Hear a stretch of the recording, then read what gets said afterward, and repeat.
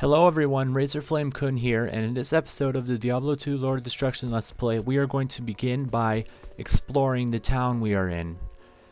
First off, we're going to talk to... Now that is dead, I can return and outfit the rogues properly. Once I've made some trades here, I'll be free to head back. He basically talked to Warriv, who will basically say that you can travel back with him at any time. Next, we have Lysander. How do I know I can trust you, You may be as shifty as that pack rat Elzix who runs the inn. But if you need a potion, though, I suppose I can make you one. This is the potion maker.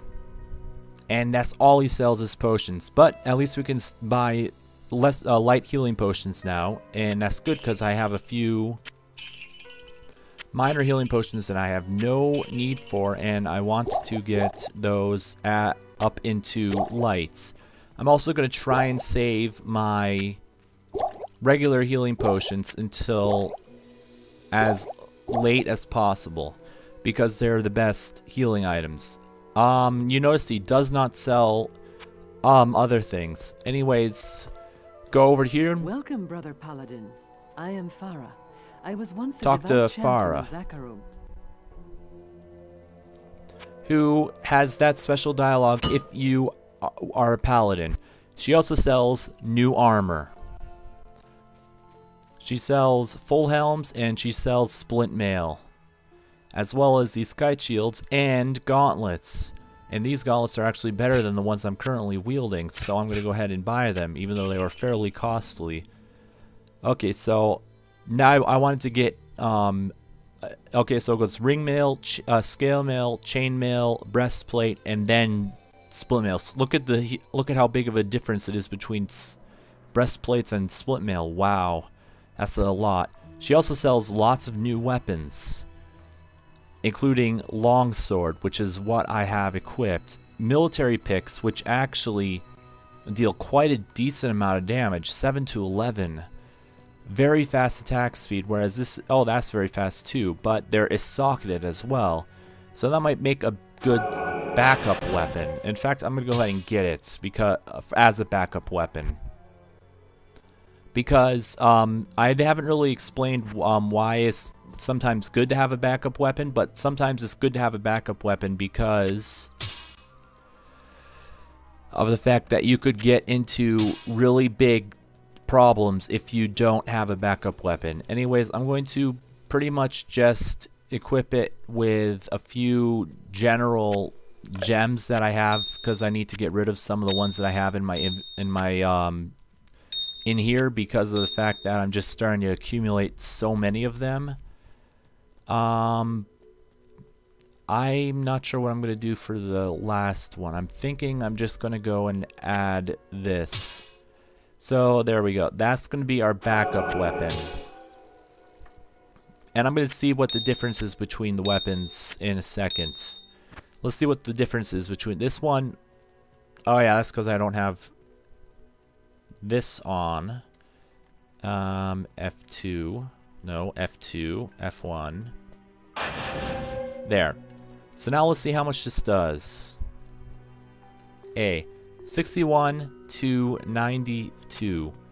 And 45 to 109. So as you can see, it's...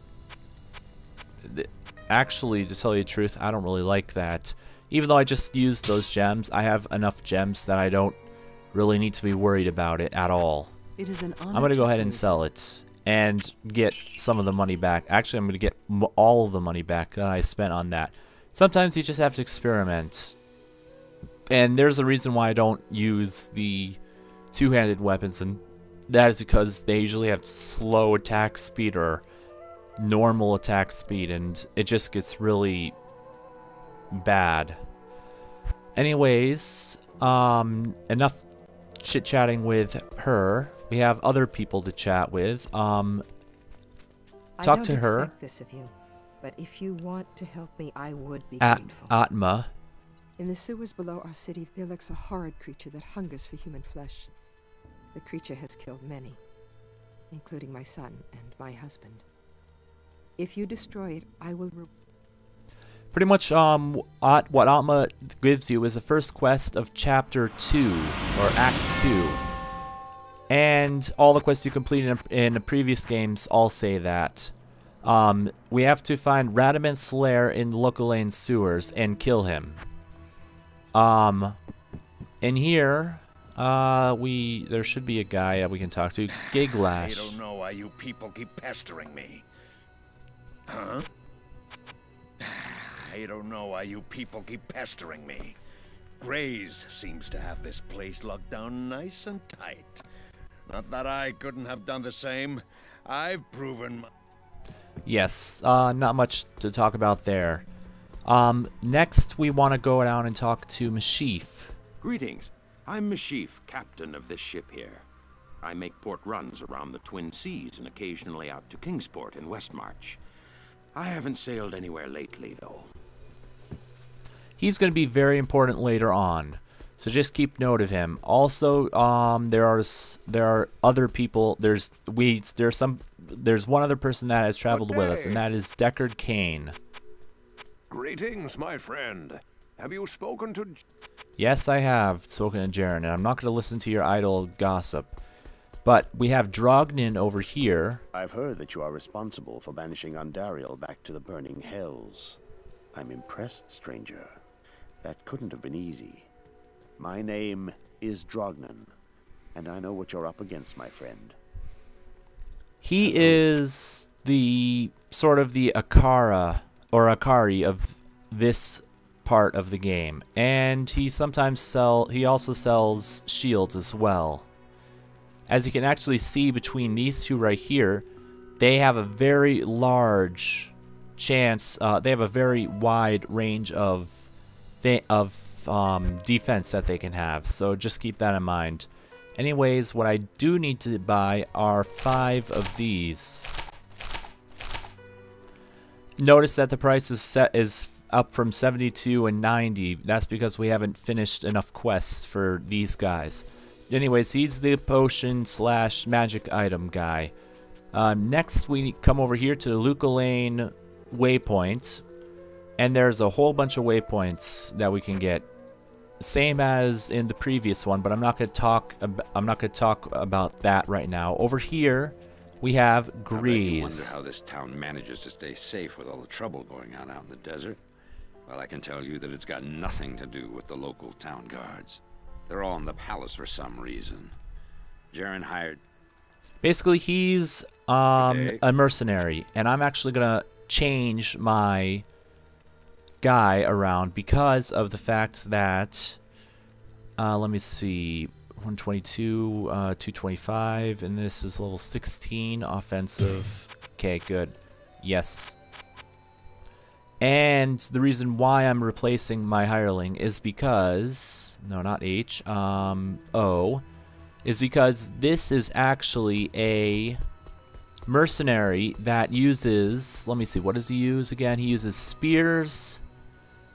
And he can also wield heavier armor than the other person could. The person that we just finished using could.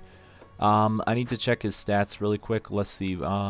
69, 50. So let's see.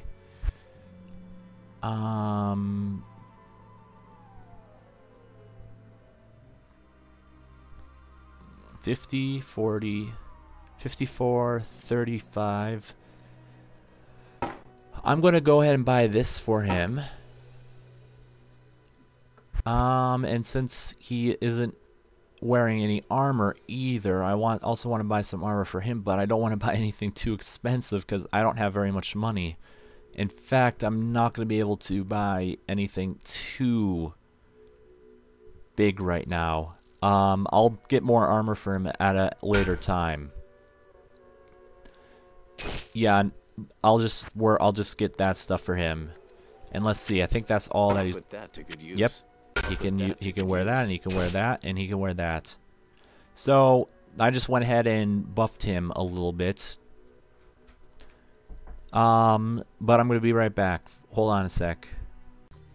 All right, I'm back. I wanted to equip my guy, my hireling, with a weapon and some armor for what we're gonna be doing in the next episode. But for this episode, I'm just introducing you to all of the people in town. So next we have Elzix. You look like a sturdy adventurer. You know, I used to be quite the scoundrel in my day. I led the fiercest group of bandits who ever terrorized these sands. Nowadays... Hi there. Who is the traitor, who is the gambler, pretty much. He's the gambler of the second act. And you can sometimes get some good stuff from him, although now that we have a new means of getting new armor, I don't see you needing to talk with him at all right now. Over here we can talk to Kalon. You may not pass. Who pretty much just says, you may not pass. And that's pretty much it for things that you can... for things in town. Pretty much that's all we can do in town. So to begin the first quest, which I'm going to just go in and show you what we're going to be fighting against, just go down into these sewers, and down here you can find some new... all of the enemies that we're going to be fighting in this chapter are going to be all new. And just go in a little bit and you'll start finding sand raiders, dried corpses, which will drop these poison clouds afterwards that poison you, and sand raider, I'm trying to there's one burning dead and burning archers you'll find as well. Here is the burning dead. They are fairly strong versions of the skeletons we fought in the previous versions, or the previous chapter, or I keep on saying chapter but I mean act, in the previous act. Anyways, well, I believe down here there are more burning dead, and this is pretty much just to get you a feel of this next act. Dried corpses, you want to try and not run through what they draw, the poison that they drop, because it can be quite annoying to have to heal so often. But a lot of the monsters down here are going to be dropping new items, as well as new weapons, armor, and higher versions of potions. For example, we're going to be getting a lot more mana potions and healing potions, the regular variety, that have no prefix or suffix added onto them. I kind of don't get why they still drop the poison if you freeze shatter them to death. But that's pretty much going to be it for this episode. In the next episode, we're going to be going through these sewers and basically just going through these sewers and completing the quest. So until next time, this has been Razorflamekun, and may all of your days shine brightly.